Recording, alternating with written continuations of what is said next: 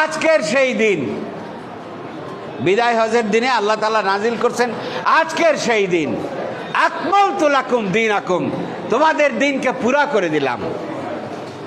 ওয়া আতমামতু আলাইকুম নিয়ামতি, এবং তোমাদের উপরে নিয়ামতকে পূর্ণতা দান করলাম। রাদিতু লাকুমুল ইসলাম দীনা, এবং এই দিন ইসলামকে, পূর্ণ দিন ইসলামকেই আমার দিন হিসেবে মনোনীত করে দিলাম। ভাই এবং বোনেরা, এই কোরআন 23 বছরে নাজিল হয়ে পূর্ণতা প্রাপ্তির দিনটাতে আল্লাহ তাআলা ঘোষণা করলেন যে তোমাদের যে দিন এবং ইসলাম, এই ইসলাম পরিপূর্ণ জীবন ব্যবস্থা। এই ইসলাম অনুযায়ী চলতে গেলে তোমার কোনো অপূর্ণতার কোনো দরকার হবে না। এখানে কোনো অপূর্ণতা নাই, এখানে কারো কাছে ধার করতে হবে না, কোনো অস্পষ্টতা নাই, কোনো অপরিপক্কতা নাই।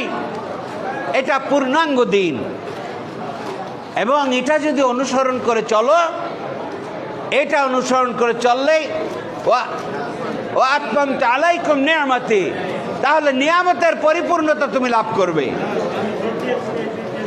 এবং এই দিন ইসলামের উপরে আল্লাহ তাআলা বলেন এটাই আমার মনোনীত দিন এবং ইসলাম।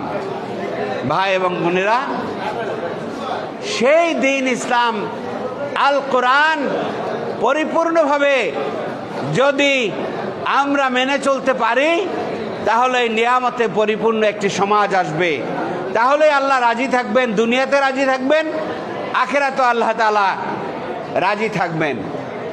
কিন্তু দিন ইসলামের কিতাব তো আমাদের হাতে আছে, তো দিন ইসলাম কিভাবে নিয়ামত নিয়ে আসবে?